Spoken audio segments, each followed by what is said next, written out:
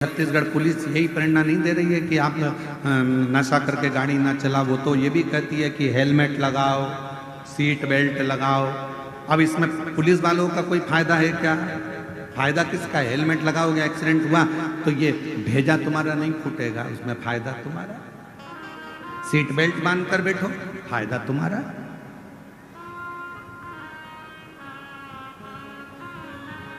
शिव महापुराण की कथा सुनने में लाभ किसका है? आपका। आपने अगर इस कथा में से कुछ सीख लिया कि शिव जी पर जल ऐसे चढ़ाना है, शिव जी पर दुर्वा ऐसे चढ़ाना है, शंकर जी पर ऐसे भगवान की भक्ति करना है, दक्षिण में खड़े होकर उत्तर की ओर मुख में जल चढ़ाना है, शंकर भगवान को कनेर का पुष्प रोली और हल्दी मिलाकर चढ़ाना है, अगर आपने तरीका सीख लिया, जैसे पुलिस कह रही है कि नशा कर कर गाड़ी मत चलाओ, उसी तरह शिव महापुराण भी तो कहती है कि अपने धन का नशा कर कर, अपनी सुंदरता का नशा कर कर, अपने ज्ञान का नशा कर कर आप बहुत लंबे चल नहीं सकते, एक्सीडेंट हो जाएगा। इसलिए इस अभिमत्ता के नशे को दूर करिए। आप इस अभिमत्ता के नशे को दूर करने का प्रयास करें, स्वयं को सुधारें। गायत्री परिवार वाले हमेशा कहते हैं हम सुधरेंगे, जम के बोलो, हम सुधरेंगे, युग सुधरेगा, हम बदलेंगे। कितनी सुंदर बात गायत्री परिवार वाले कहते हैं कि हम बदलेंगे तो युग बदलेगा। पर आज का जमाना उल्टा है, सास बहू को बदलने में लगी और खुद नहीं बदल रही। आज का जमाना उल्टा है, बहू सास को बदलने में लगी है, खुद नहीं बदल रही। बेटा बाप को बदलने में लगा है, बेटा खुद नहीं बदल रहा। बाप बेटे को बदलने में लगा है, खुद नहीं बदल रहा। स्वयं को भी तो बदलना पड़ेगा। आज के जमाने में बड़े बड़े लोग प्रवचन देते हैं, बड़े बड़े ज्ञान की बातें करते हैं और स्वयं नहीं बदल पाते। अपने आप को बदलना जरूरी। हम सुधरेंगे, आवाज नहीं आई, जरा दम के बोलो, हम सुधरेंगे, हम बदलेंगे, भारत माता की। तो ये हमारे जीवन का गायत्री परिवार वाले एक बात कहते हैं कि हमें सुधरना, हमें बदलना, और हम दुनिया को बदलने जा रहे हैं, खुद को नहीं बदल पा रहे।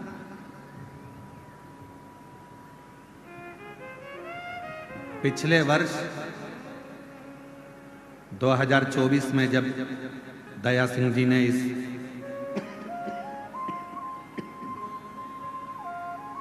जयंती स्टेडियम में शिव महापुराण की कथा करवाई थी दया सिंह जी, कई लोगों ने यहाँ से मदिरा छोड़ी थी, कई लोगों ने मांसाहार छोड़ा था, यहाँ तक कि पुलिस विभाग के एक बहुत बड़े अधिकारी ने भी अपना मांस का सेवन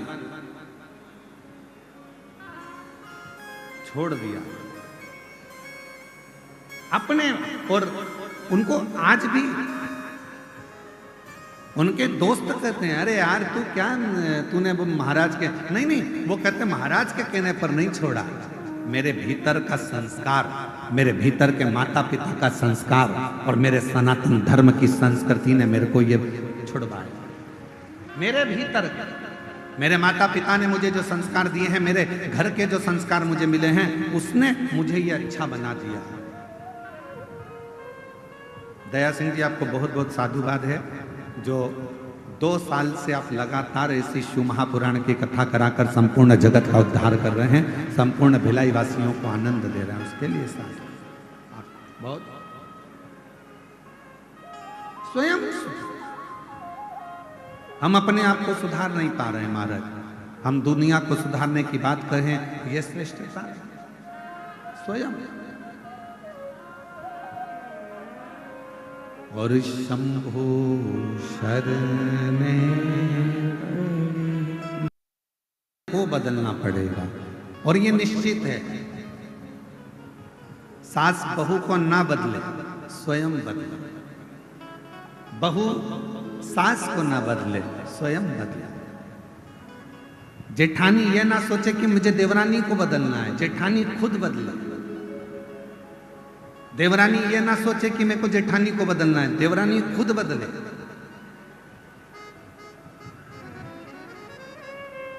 एक सही वक्ता का मतलब क्या होता है? क्या कहते हैं? शिव पुराण के वक्ता हैं पंडित प्रदीप मिश्रा, भागवत पुराण के वक्ता हैं श्रीमान, रामचरितमानस के वक्ता हैं, किसी ने कहा वो इतने बड़े वक्ता हैं, किसी ने कहा वो ऐसे वक्ता हैं कि राष्ट्र पर बोलते हैं, किसी ने कहा वो वक्ता हैं। वक्ता का मतलब क्या होता है? केवल बोलने वाला, केवल ज्ञान देने वाला।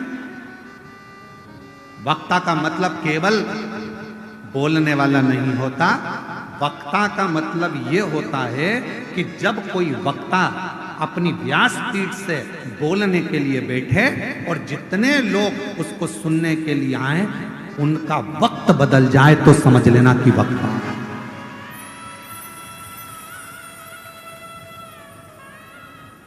श्रोताओं का वक्त बदल दे तो वक्ता है। और हमारे देवादिदेव महादेव की कृपा से हमने देखा है शिव महापुराण में जितने भक्त शिव महापुराण की कथा को श्रवण करने के लिए आते हैं उनका आज नहीं तो कल 3 महीने के अंदर 6 महीने के अंदर बाबा की ऐसी कृपा होती है। अगर उसने दिल से कथा सुनी है तो उसका वक्त बदलता जरूर है, ये निश्चित। तुम्हारा वक्त नहीं बदला होता तो तुम शिव महापुराण की कथा में ऐसे पानी में, धूप में, कड़कती हुई गर्मी में। कल हमको वो कोई वीडियो बता रहे थे आशीष जी, तो बता रहे थे माताएं बांस लगा था उसको लांग लांग कर जा रही। आशीष जी हमको वीडियो बता रहे थे, माताएं उसको लांग कर जा रही।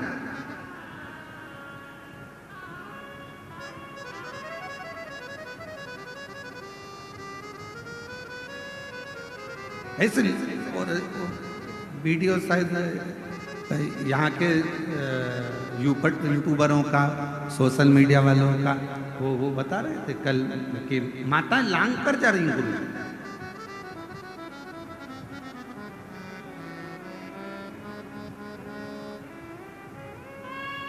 और धन्यवाद दूंगा यहाँ के सभी मीडिया कर्मियों का, धन्यवाद दूंगा यहाँ के पत्रकारों का, धन्यवाद दूंगा यहाँ की सोशल मीडिया का, धन्यवाद दूंगा यहाँ के यूट्यूबरों का जिन्होंने अथक मेहनत कर कर इस शिव महापुराण को संपूर्ण विश्व तक पहुंचाया। संपूर्ण विश्व।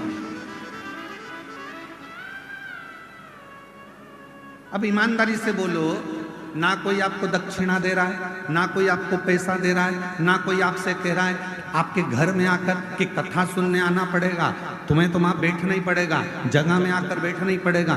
कोई तुमसे नहीं कह रहा कि तुम आओ, पर तुम कथा में क्यों आते हो? क्योंकि तुमको मालूम है मैंने पहले कथा सुनी, बाबा ने मेरा हाथ पकड़ा, आज किसी के आगे मुझे भीख नहीं मांगना पड़ता, मेरा बाबा मेरी झोली में लाकर दे देता। मैंने कथा सुनी, मेरे बाबा ने मेरा साथ दिया, फिर कथा सुनूंगी, फिर देगा, फिर प्रदान करेगा।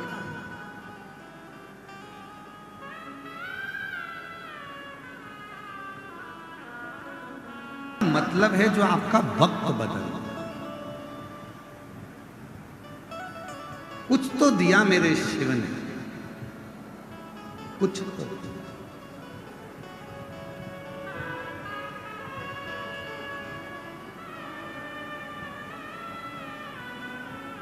अच्छा बताओ, पूरे 24 घंटे आप सभी पंडाल में रहकर 2.5 घंटे की शिव पुराण का इंतजार करते हो। बोलो सही है कि गलत है? पूरे 24 घंटे। और हम पंडाल वालों को भी नहीं बोलेंगे, हम तो घर में जाने वालों को जो कथा सुनकर अपने घर पर चले जाते हैं उनको भी हमने देखा।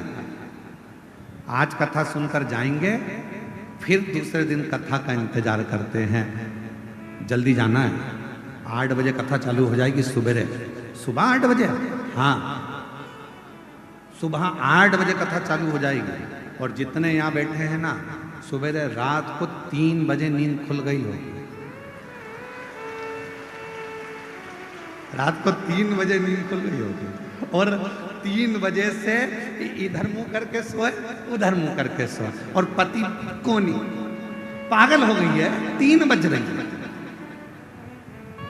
फिर इधर फिर पास में मोबाइल रखा, बिल्कुल बाजू में। फिर थोड़ी देर बेचैनी, फिर और कब 6 बजे, 5 बजे, 6 बजे नहा धोए तैयार होए, चलिए उनको भी जगा दिया, मेरे को छोड़िए। अरे तू ऑटो इतनी सुबह से नहीं मिलेंगे, चलो छोड़िए। फिर आएगी कैसे? वो तो मैं आ जाऊंगी, तुम तो चलो। और कथा में आकर फिर जगह संभालना, बैठना, कितनी बेचैनी, कितनी बेचैनी। वो बिल्कुल सही है। वो तुझसे शिव के पास, उसी शंकर के पास, वही मेरे देवादिदेव महादेव के पास। किसी ने कहा है, काबिले तारीफ है वो जिंदगी,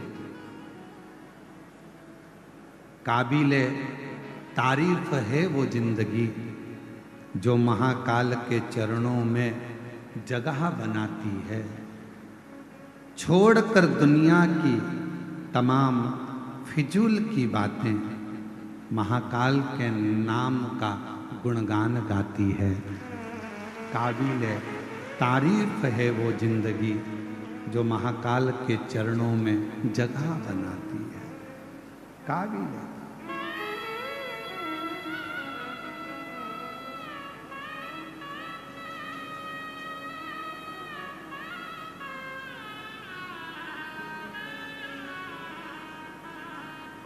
एक जब स्नेह बढ़ जाए, प्रेम बढ़ जाए, बेचैनी बढ़ जाती है, नींद नहीं आती रात भर दिन भर।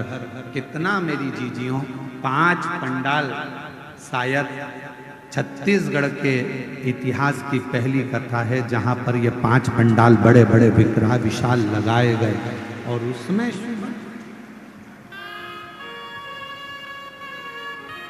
साधुवाद दया सिंह जी बहुत बहुत सारे 5 पंडाल लगाए गए, और उसमें इतनी शुभ।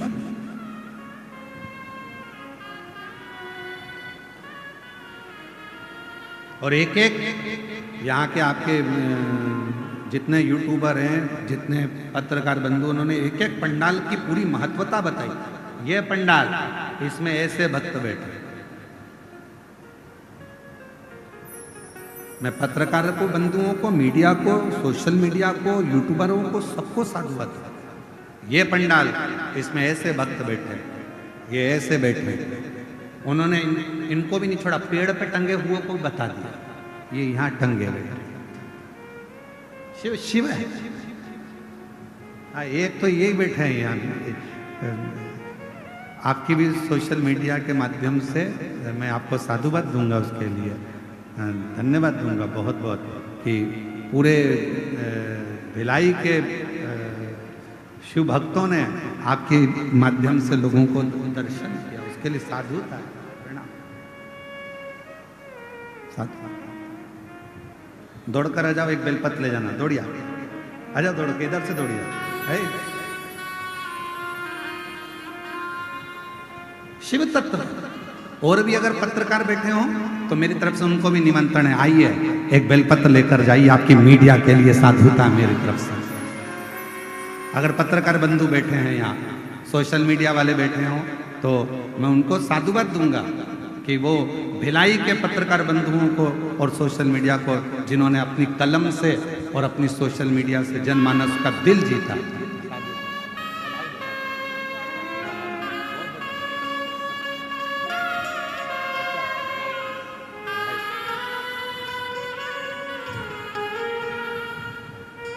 इन पत्रकार बंधुओं की कलम ने, जोरदार ताली बजाएं इन बच्चों के लिए,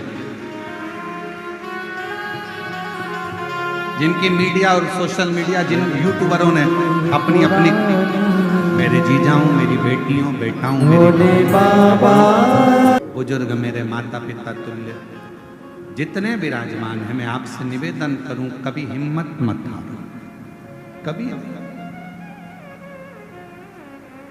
अपनी मेहनत, अपना परिश्रम और अपना शिव जी पर करा गया भरोसा कम मत होने देना। यदि आपने अपने से ज्यादा महादेव पर यदि भरोसा करा और अपनी मेहनत पर भरोसा करा, दुनिया की ऐसी कोई पद नहीं, ऐसी कोई कुर्सी नहीं, ऐसा कोई सिंहासन नहीं जहां आप नहीं पहुंच सकते, वहां तक पहुंचो। एक पत्र आया है, देखिए, बड़ा सुंदर।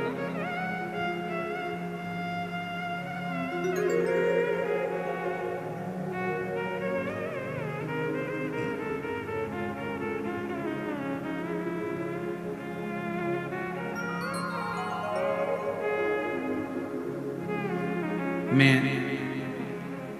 अमरीका साहू, पति नागेश कुमार साहू, कहीं बैठे हों तो बेलपत्र लेने के लिए आ सकते, हाथ हिला सकते हैं। मैं अमरीका साहू, पति नागेश कुमार साहू, बैकुंठ धाम कैंप नंबर 2, भिलाई। मेरा मोबाइल नंबर आजकल हमने दिखाना बंद कर दिया है, इसलिए उसको नहीं दिखाना। मैं अमरीका साहू, पति नागेश कुमार साहू, बैकुंठ धाम कैंप नंबर 2, भिलाई में। गुरुजी, मैं 2012 से सरकारी नौकरी की तैयारी कर रही हूं, पर 2012 से सरकारी नौकरी के लिए तैयारी करते करते थक गई, पर नौकरी नहीं मिली। आखिरी में नौकरी की तैयारी करते करते मेरे 13 साल निकल गए। किसी ने कहा कि टीवी पर शिव महापुराण की कथा आती है, मैंने वो सुनना प्रारंभ करा, फिर वापिस मुझ में ऊर्जा। आप अपनी कथा में कहते हो कि अपनी मेहनत को 4 गुना करो, हिम्मत मत हारना, दुनिया की ऐसी कोई कुर्सी नहीं जिस पर आप नहीं बैठ सकते। और मेरे मन में ऊर्जा जागी। 13 साल के बाद फिर मैंने वापस तैयारी प्रारंभ की और बाबा की ऐसी कृपा हुई, 2 जून 2025 में मेरा नौकरी स्वास्थ्य विभाग में सरकारी लग गई। मैं बाबा को यहाँ प्रणाम करने के लिए प्रणाम। आप ही हैं, आ जाइए, बेलपत्र ले जाना, आ जाओ, आ जाओ। मैं अमरीका साहू, पति नागेश कुमार साहू, बैकुंठ धाम कैंप नंबर 2, भिलाई से। शिव शिव है। एक पत्र और बड़ा सुंदर है, देखिए।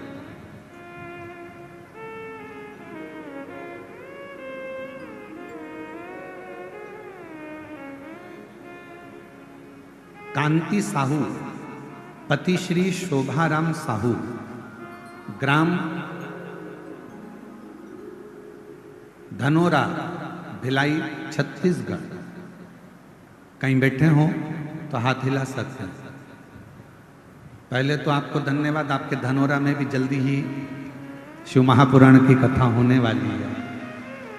बाबा की कृपा से धनोरा के आसपास के क्षेत्रवासियों को बहुत बहुत साधुवाद है उसके लिए। जो आपके क्षेत्र में कथा हो रही है, बहुत साधारण परिवार कथा करा रहा है और बाबा की बड़ी करुणा है। सीहोर में जाकर बाबा के चरणों में बैठकर उन्होंने बाबा से विनय कर कथा को प्राप्त किया। मैं पूरे धनोरा वासियों को बहुत बहुत साधुवाद देता हूं उनके लिए।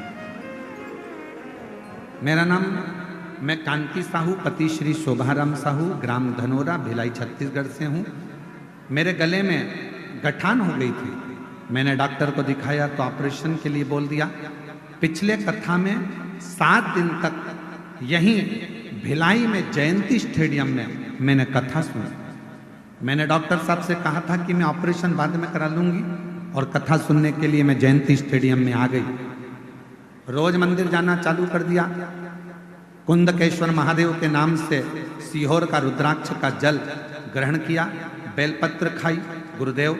फिर मेरे गले का गठान, हम जांच के लिए, ऑपरेशन के लिए जब गए तो डॉक्टर ने कह दिया तुम्हारे गठान पूरी खत्म हो गई है, अब तुम्हें ऑपरेशन की जरूरत नहीं है, गठान गल चुकी है। मैं बाबा को धन्यवाद देने के लिए आई हूँ, बाबा को प्रणाम करती हूँ जिन्होंने इस पवित्र कथा का लाभ हमको दिया, और बाबा को धन्यवाद देती हूँ। कहीं बैठी हो, कांति साहू पति श्री शोभाराम साहू, ग्राम धनोरा, भिलाई, छत्तीसगढ़। और तेरी कृपा का क्या है भरोसा, कब इस पर से 12 साल से इंतजार कर रही थी कि सर्विस लगेगी, नौकरी लगेगी। हिम्मत हार कर बैठ गई थी बेटी। कथा सुनकर फिर वापिस इसने एग्जाम दिया, फिर तैयारी करी और शिव जी की कृपा से आज सरकारी नौकरी वापिस पड़ा। हिम्मत आपकी, परिश्रम आपका और विश्वास शिव पर पूर्ण। और जितने कथा में आए हो ना, एक भरोसे के साथ छाती ठोक कर कहना, मैंने कथा सुनी है भिलाई की, मैंने जो मांगा है मेरा बाबा मुझे 3 महीने में 6 महीने में मेरी झोली में जरूर देगा, ये मुझे विश्वास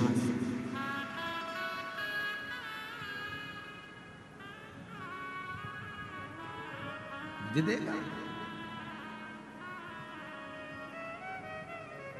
तो शिव पुराण की कथा कर रही है, वक्ता वही होता है जो दुनिया उसके जो वक्त श्रोता है, वक्ता वही होता है जो उनका वक्त बदल, वक्त वो बदल।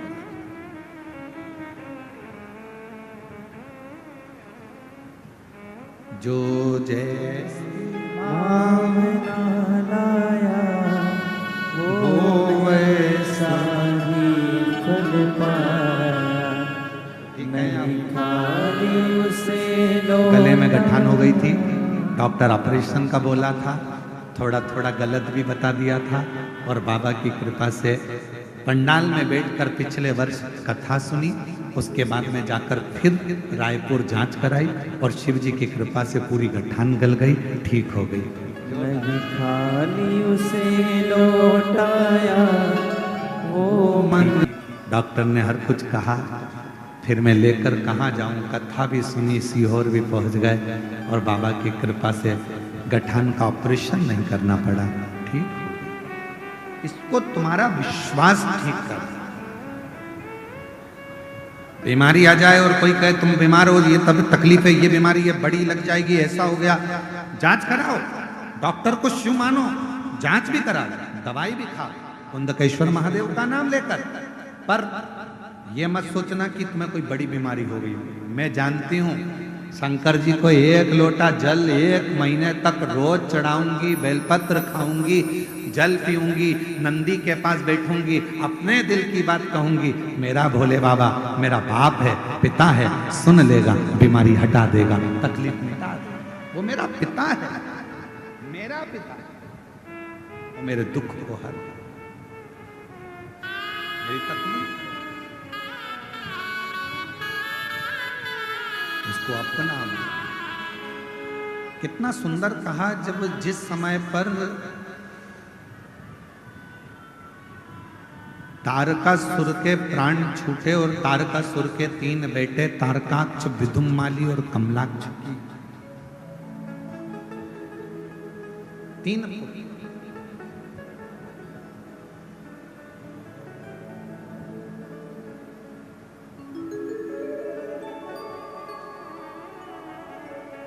तारकासुर के प्राण छूटने पर तारकासुर के 3 बेटे तारकाक्ष, विदुम्माली, कमलाक्ष की तीनों।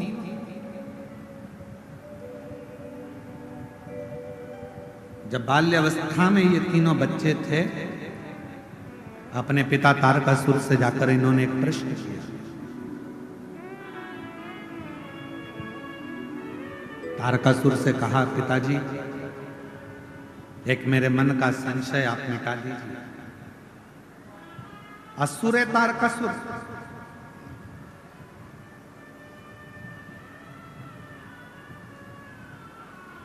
तीनों ने प्रश्न किया,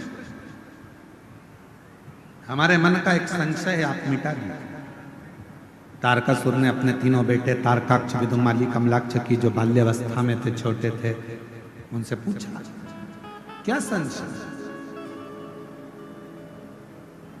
क्या प्रश्न है तुम्हारा, क्या संशय है तुम्हारा, क्या है? कहा, मेरा संशय केवल इतना सा है कि पिताजी आप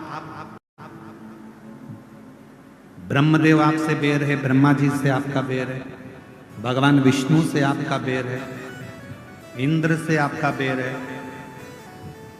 जितने देवता हैं इन सब से आपका बेर है। विदुम्माली, कमलाक्ष की, तारकाक्ष पूछ रहे हैं, केवल एक शिव जी से आपका बेर नहीं, शंकर भगवान से आपका कोई बेर नहीं, सबसे बेर है। केवल तारकासुर से पूछा गया, उनके पुत्रों ने पूछा कि केवल एक शिवजी से आपका बेर नहीं, शंकर भगवान से नहीं। और आपसे भी निवेदन है, अपने बच्चों को बाल्यावस्था में ये ज्ञान दीजिए कि सब साथ छोड़ देंगे पर मेरा ओघड़दानी, मेरा शंकर भगवान तेरा साथ कभी नहीं छोड़ेगा।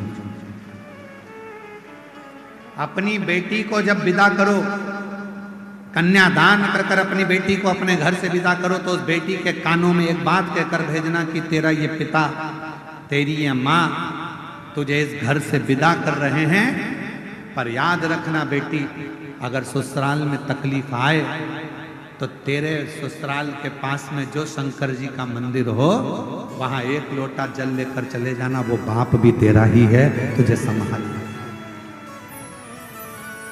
वो पिता तेरा।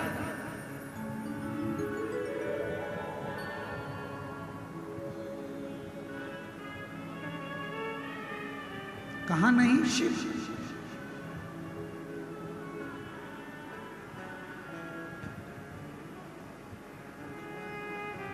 तेरा ही नजारा इस संसार में है मेरे शंकर, हे महाकाल, तेरा ही नजारा इस संसार में है मेरे देवाधिदेव महादेव, मेरे महाकाल। जिसने पुकारा, जिसने पुकारा, हर एक को मिला सहारा। कोई पुकार ले, कोई तारकासुर के तीनों बेटों ने पूछा कि आपका बेर ब्रह्मा जी से है, आपका बेर विष्णु जी से है, आपका बेर इंद्र से है, आपका बेर संपूर्ण देवताओं से है, इंद्र से, देवताओं से। तारकासुर आपका बेर है, पर शिव जी से आपका बेर नहीं है। तारकासुर ने कहा, शंकर से मेरा बेर नहीं, शिव से बेर। क्यों? क्योंकि वो अलमस्त है, वो अड़भंगा है।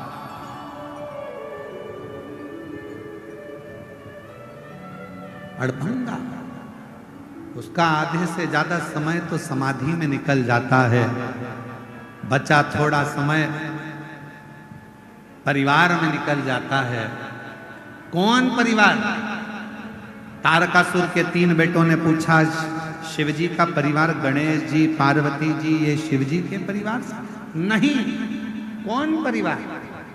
तो तारकासुर ने कहा, संसार में, मृत्यु लोक में जितने भी मनुष्य हैं, जीव हैं, जलचर हैं, थलचर हैं, पशु पक्षी हैं, ये सब शिव जी का परिवार है। शंकर जी का आधा समय उनके परिवार को संभालने में निकल जाता।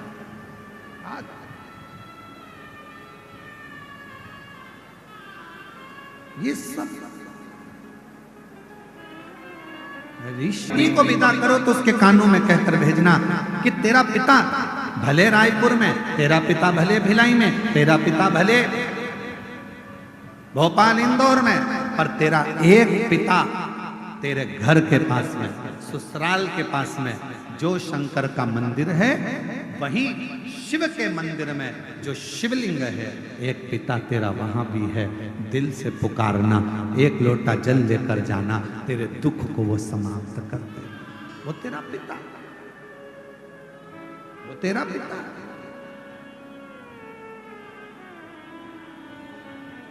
वो तेरा बेटा, तो जा दिल से। अपने बच्चों को रोज शंकर जी के मंदिर भेजने की आदत डालिए। किन किन के घर के बच्चे शिव जी के मंदिर जाते हैं, जरा हाथ उठाओ। जाते हैं आपके घर के बच्चे? जाना चाहिए, मैं आपको प्रणाम करता हूँ, बहुत बहुत साधु। अपने घर के नजदीक में जो शंकर जी का मंदिर है, अपने घर के बच्चों को एक लोटा जल लेकर शिवालय तक जरूर भेजो, जरूर।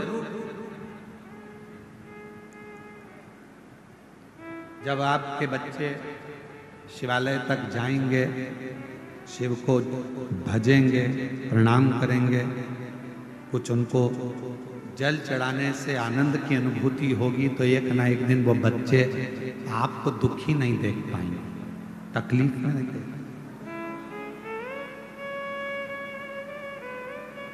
तारकासुर के तीनों बेटे तारकाक्ष, विदुम्माली, कमलाक्षकी ने पूछा शिवजी से आपका बेर नहीं, शंकर का बेर? मेरे भोले बाबा से किसी असुर का बेर नहीं है, मेरे भोले बाबा से किसी गंधर्व का बेर नहीं है, मेरे भोले बाबा से किसी देवता का बेर नहीं है, मेरे भोले बाबा से किसी जनमानस के किसी का भी बेर शिव जी से, शंकर जी से, किसी का।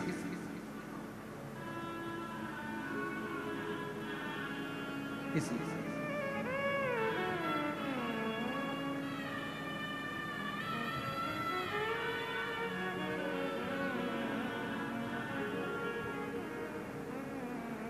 इसलिए शिव महापुराण की कथा कहती है, मैं तो बैठी थी गंगा किनारे, मैं तो बैठी थी गंगा किनारे, आके दर्शन दिया। जब जाते हैं तो घर के बच्चों के हाथ में कुछ ना कुछ देकर जाते हैं। उसी तरह जब शिव महापुराण की कथा विराम के दिन पर जाती है, तो वो भी आपकी झोली में कुछ ना कुछ देकर जाती है। इसलिए ये पवित्र कथा का ये अवसर दिल से अपने स्थान पर बैठकर सब साथ में बोलेंगे, हृदय से प्रार्थना करेंगे, निवेदन।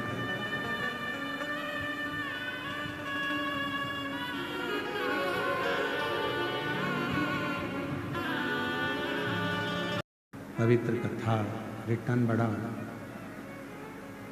पवित्र कथा शिव महापुराण की कह रही है।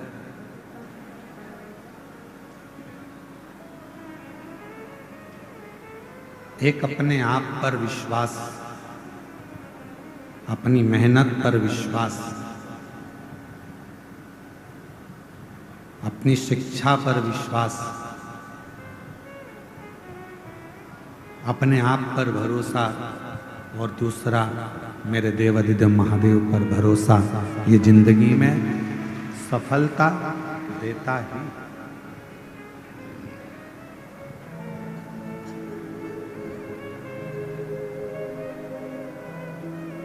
तारकासुर के तीनों पुत्र तारकाक्ष, कमलाक्षकी, विदुम्माली, तीनों ने अपने पिता तारकासुर से कहा कि आपका बेर शिवजी से नहीं।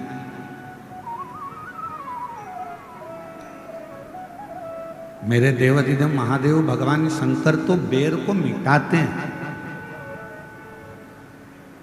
बेर उत्पन्न नहीं कराते।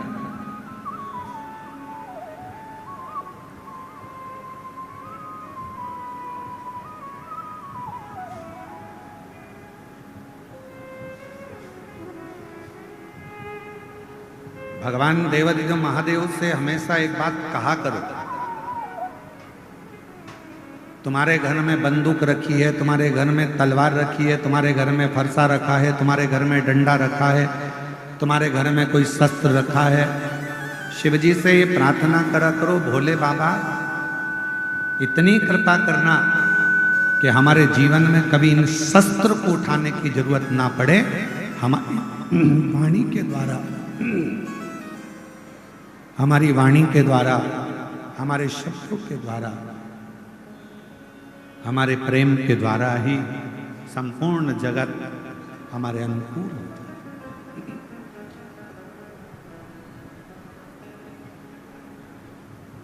क्या होता है, कभी किसी थानेदार से जाकर पूछना, कभी किसी थाने में जाकर किसी थानेदार से जाकर पूछना कि उनके पास दिन भर में कितने केस आते हैं, कितने केस।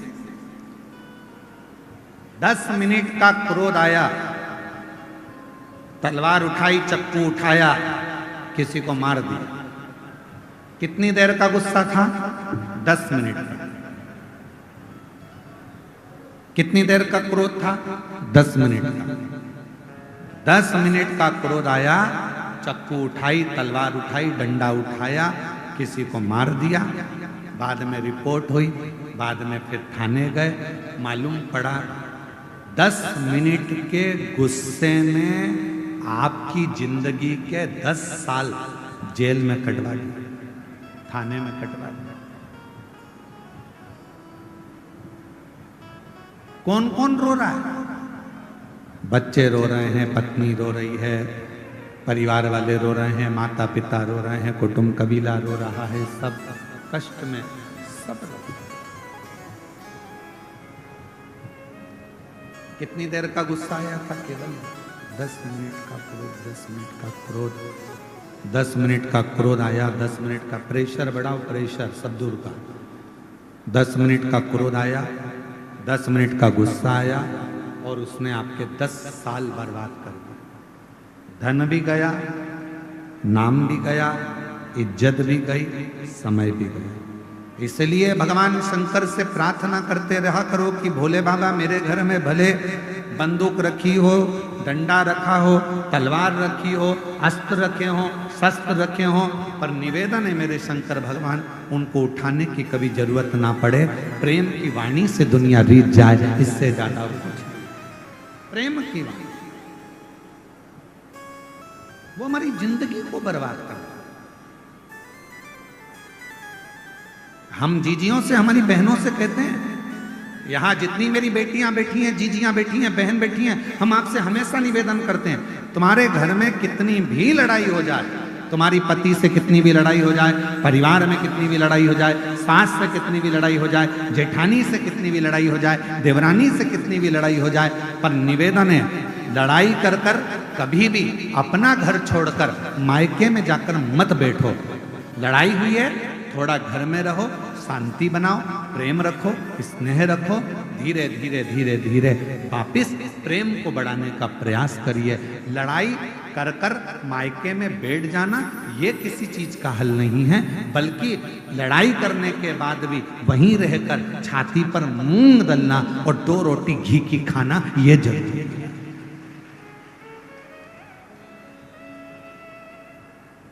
क्यों रूठ कर जाए?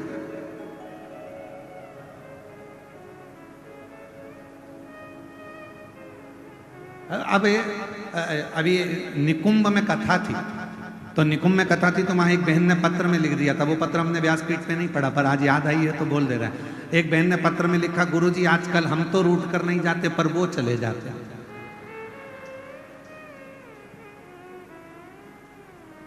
अब हम उनसे पूछने वाले थे पत्र के माध्यम से कि वो रूट कर कहाँ चले जाते हैं, कि पता नहीं कहाँ उनके रिश्तेदार क्या चले जाते हैं, फिर 2 दिन बाद 3 दिन बाद आ जाते हैं। तो हमने कहा 2-3 दिन बाद आ तो जाते हैं ना, यही बहुत है। पुरुष जाएगा तो आ भी जाएगा, पर मेरी जीजी और तुम इतना बड़ा मुंह लेकर जाती हो कि अब तो जाऊंगी नहीं, चाहे कुछ भी हो जाए, अब नहीं जाऊंगी, तो वो दिक्कतदार इतना नहीं। हम हमारे बाबा की बेटी हैं, हम हमारे शंकर जी की पुत्री हैं, और तुम्हारे घर में जितने माता पिता हैं ना, आप सबके वो शिव और पार्वती का ही रूप है, आप उनकी बेटी हो, तो हम अपने संस्कारों से विहीन कैसे हो जाए? आप सबको मालूम होगा शंकर जी की बेटी अशोक सुंदरी, जब विवाह हो गया अशोक सुंदरी का, और विवाह होने के बाद अशोक सुंदरी के पति एक बार वन से निकलकर आ रहे थे और एक असुर ने अशोक सुंदरी के पति को रोक लिया। अशोक सुंदरी के पति को जब उस असुर ने, उस दैत्य ने अशोक सुंदरी के पति को जब रोका, असुर ने जब अशोक सुंदरी के पति को रोका, तो उस असुर को नहीं मालूम था कि अशोक सुंदरी का पति है।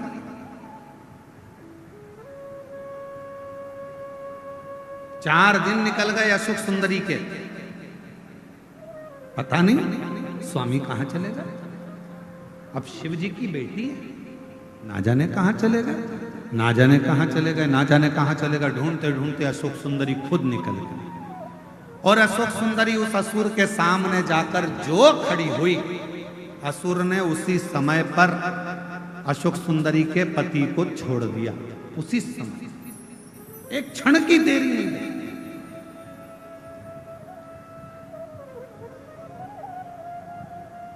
अर्थात शिव महापुराण की कथा कहती है कि एक पति, प्रेशर नहीं आ रहा भाई, इसको खोलो ना प्रेशर को, उसको माइक पे।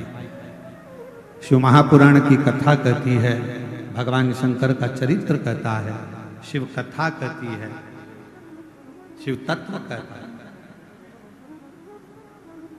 एक नारी अपने पति के लिए उसकी ढाल बनकर खड़ी होती है और बड़े से बड़े काल से भी अपने पति को बचाकर लेकर आ जाती है। वो भारत की नारी, भारत की नारी अपने पति को काल से भी छुड़ाकर, काल से भी निकाल कर, काल से भी छुड़ा कर लेकर आ जाती है। काल से शिव तत्व कह रहा है। तारकासुर के तीनों बेटों ने शिवजी का बखान अपने पिताजी के मुख से सुना था।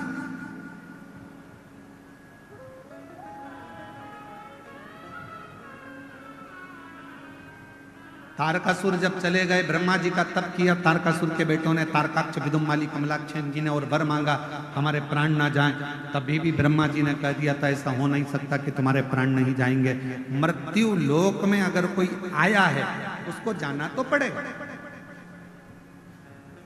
उसको प्राण तो त्यागना पड़ेंगे।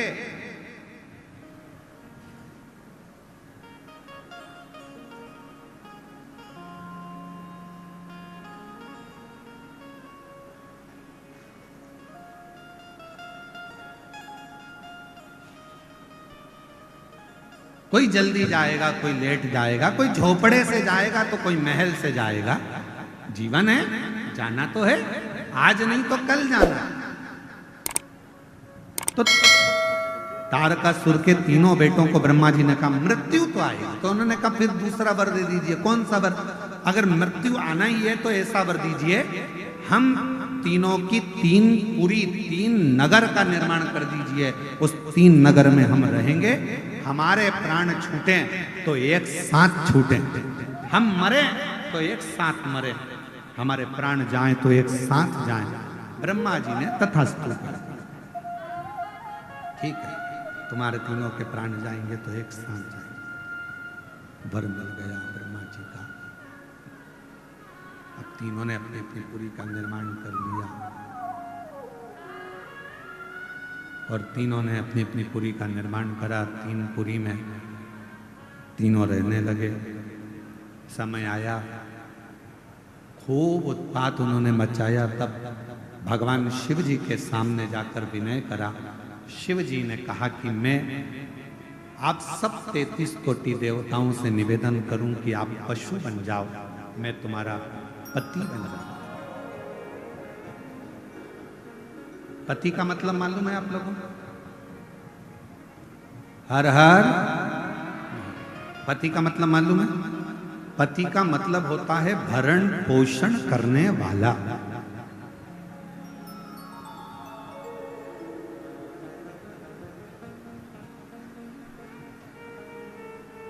हमारी जिंदगी की पूरी जवाबदारी अब उनकी है।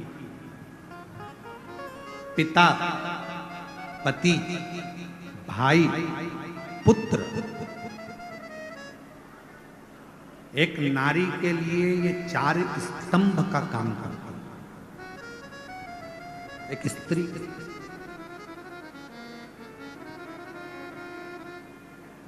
बहुत बड़ा स्तंभ है, बहुत बड़ा स्तंभ।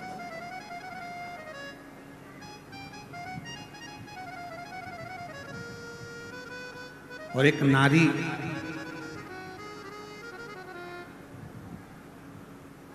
जब किसी लड़के से विवाह होता है तो उस लड़के को भी यह समझना चाहिए कि अब ये अपना घर छोड़कर आ रही है, मतलब पूरी जवाबदारी अब मेरी है।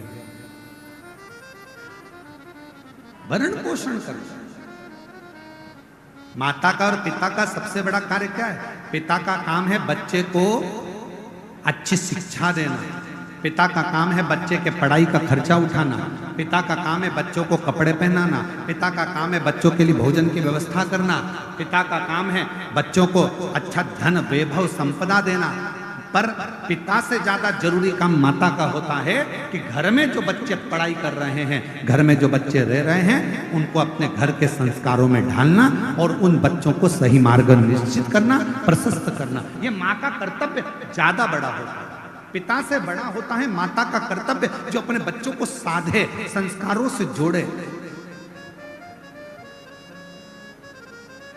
इसलिए मेरा बेटाओं से निवेदन है, बेटियों से निवेदन है, अपनी जिंदगी में 2 को मत छोड़ना, एक माँ को, एक माला को। माँ तुम्हें अपने आंचल में रखेगी और माला आपको जिंदगी में छाती तान कर चलना सिखा देगी। आप 2 चीजें मत छोड़िए, एक माँ की गोद मत छोड़िए और दूसरी माला मत छोड़िए। ये माँ अपने गोदी में बच्चों को रखती है, संभालती है, और माला कभी ना कभी जिंदगी में वो पड़ाव आता है जिस समय पर दुनिया का कोई व्यक्ति काम ना आए, रिश्तेदार भी तुम्हारे काम ना आए, कुटुंब वाले भी काम ना आए। जब डॉक्टर कह देता है कि अब कुछ भी नहीं बचा, तब रिश्तेदार हॉस्पिटल के कमरे के बाहर रहते हैं, वेंटिलेटर के बाहर रहते हैं, परिवार बाहर रहता है। उस समय पर अकेले पलंग पर पड़े होते हो, श्वास चल रही होती है, आंखें खुली होती है, डॉक्टर सिस्टर अपना काम कर रहे होते हैं, हल्का हल्का होश रहता है। उस समय पर कोई काम नहीं आता, सब बाहर खड़े होकर डॉक्टर से बात करेंगे, रिश्तेदार बात करेंगे, पर अंदर तुम्हारे शरीर की पीड़ा तुमको सहना है। उस समय पर फिर 2 चीजें काम आती है, एक माँ ने तुम पर जो दुआ दी होगी और दूसरी तुमने माला उठाकर कभी श्री शिवाय नमस्तुभ्यम कहा होगा, तब वो तुम्हारे सम्मुख में, तुम्हारी माँ और माला ये कभी ना छोड़ो। कौन तुम्हारे अंत समय में आने वाला है? अकेले पलंग पर होगे, सब बाहर होंगे, सब।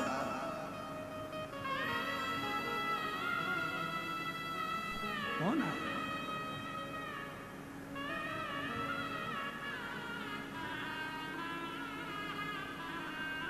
कितना बड़ा बंगला है तुम्हारा, वो प्रॉपर्टी नहीं है। कितनी जमीन है तुम्हारी, वो प्रॉपर्टी नहीं है। कितनी गाड़ियां खरीदी, वो प्रॉपर्टी नहीं है। सबसे बड़ी प्रॉपर्टी कब नजर आती है? जब व्यक्ति मरता है, अर्थी पर सोता है, तब समझ में आता है कि व्यक्ति की प्रॉपर्टी कितनी है, मतलब उसका व्यवहार कितना है, तब समझ में आता है। पड़ा है अर्थी पर, पड़ोसी भी नहीं आते किसी किसी के, तो रिश्तेदार भी नहीं आते, नातेदार भी नहीं आते। पड़ा प्रॉपर्टी। हमारे को लगता है जमीन जायदाद घर बंगला ये हमारी प्रॉपर्टी, नहीं नहीं, हमारी सही प्रॉपर्टी हमारा व्यवहार। एक जेठानी और देवरानी में लड़ाई हो जाती है, वो अपने घर चली जाती है, वो अपने घर चली जाती है, सबका घर, सबका मकान, सबका अपना हो जाता है, एक दूसरे का मुंह नहीं देखते। क्यों? क्योंकि उन्होंने सब कुछ बनाया, बंगला भी बना लिया, गाड़ी भी बना ली, सब कुछ कर लिया। दोनों के पति कमा रहे हैं, दोनों कमाकर बंगला भी बना रहे हैं, गाड़ी भी ला रहे हैं, पर उसकी प्रॉपर्टी, वो जो प्रेम की प्रॉपर्टी थी, वो नहीं बढ़ा पाई। और जब दुख का समय आया तो गाड़ी बंगला कुछ काम ना आया। तब आखिरी में वो अगर दुख के समय में एक दूसरे के पास आकर खड़े हो जाते तो दुनिया की सबसे बड़ी प्रॉपर्टी कहलाती। वो प्रेम नहीं कमा, धन।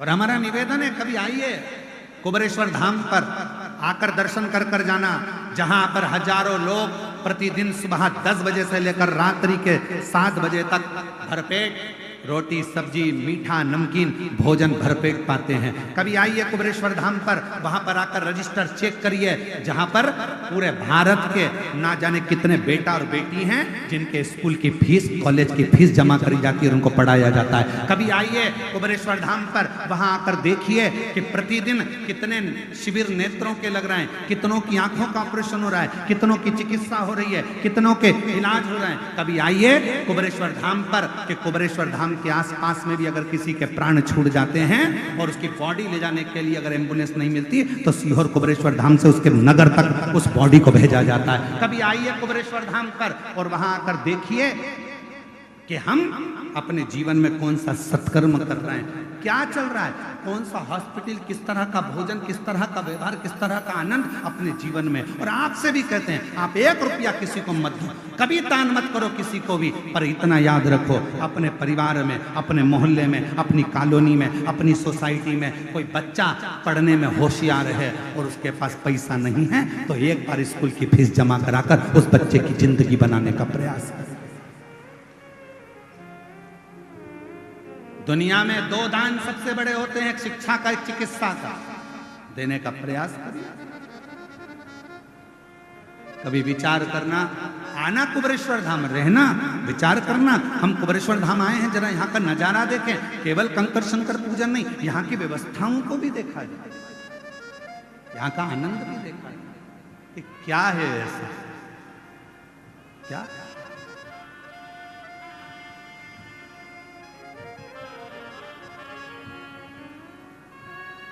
और शिव की कृपा, शंकर की करुणा और उसकी उदारता, उसकी दया, उसकी। और सीहोर में एक और नया काम चालू हो जाएगा थोड़े दिन में।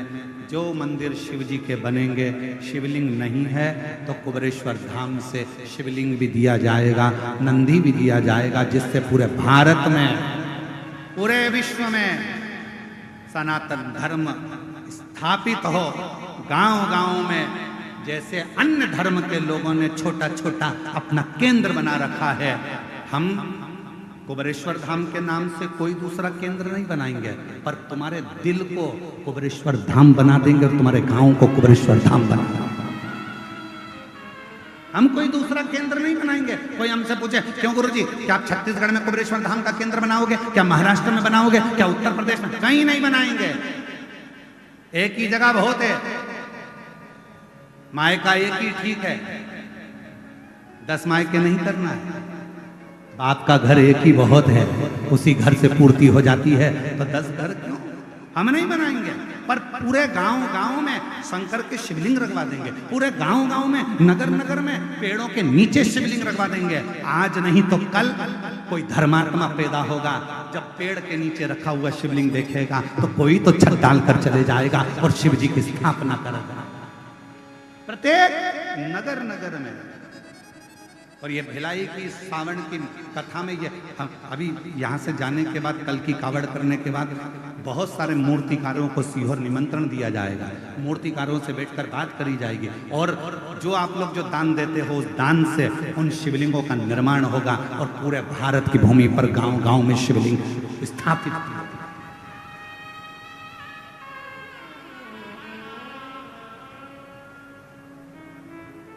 और जब जब एक लोटा जल चढ़ाओगे, वो कहते हैं ना, जैसे पेड़ लगा दो बेलपत्री का, मरकर चले भी गए ना, तो तुम्हारे हाथ का लगा हुआ पेड़ की बेलपत्री जब टूटेगी और शिव जी को चढ़ेगी तो उसके पुण्य का एक फल तुम्हारे भी अंश में आएगा, तुम्हारे भी भाग में आएगा। तो वो पुण्यता अपने साथ में हमारे बीच में छत्तीसगढ़ शासन के माननीय मुख्यमंत्री जी श्री विष्णुदेव सहाय जी पधारे हैं। एक बार जोरदार ताली बजाकर स्वागत वंदन अभिनंदन मैं आमंत्रित करता हूं। आप व्यासपीठ का पूजन करने के लिए पधारें और जोरदार ताली बजाकर माननीय मुख्यमंत्री जी का, छत्तीसगढ़ शासन के माननीय मुख्यमंत्री जी श्री विष्णुदेव सहाय जी एवं उनकी धर्मपत्नी श्रीमती कौशल्या देवी जी सहाय जी यहाँ पधारे हैं। एक बार जोरदार ताली बजाकर पूरा पंडाल जोरदार ताली बजाकर गर्जना करे। बड़े सहज सरल सनातन धर्म को एक मजबूती देने वाले मुख्यमंत्री जी आपके छत्तीसगढ़ में हैं, श्री विष्णुदेव जी साहब। हम कहते हैं कि कुछ देवाधिदेव महादेव की इन पर बड़ी करुणा और बड़ी कृपा है, दया है। इनकी सरलता शिव की सरलता की तरह सहजता। और भारत की भूमि के ऐसे मुख्यमंत्री जी हैं श्री विष्णुदेव सहाय जी,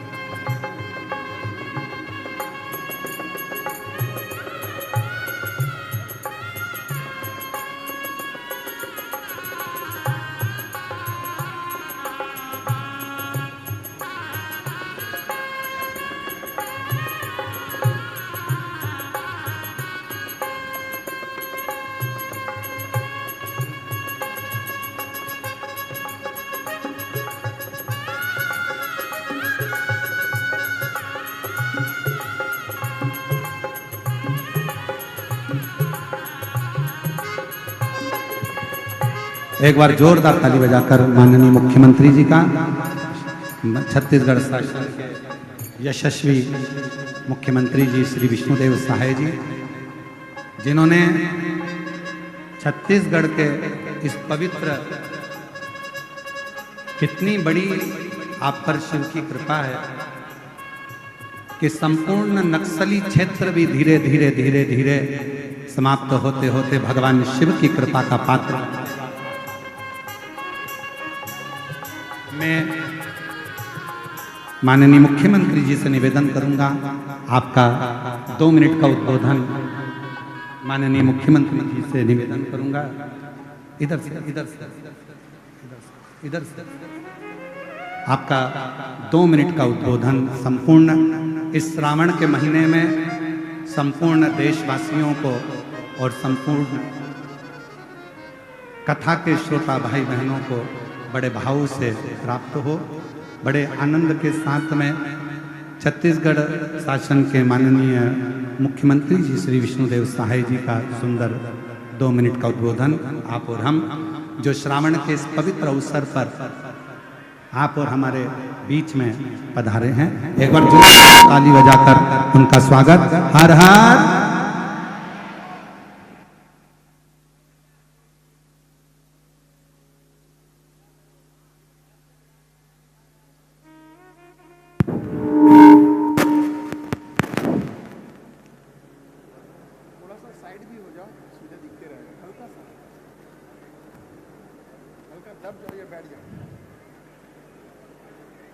भगवान भोलेनाथ की, भगवान भोलेनाथ की, माता पार्वती की, माता पार्वती की, श्री शिवाय नमस्तुभ्यम।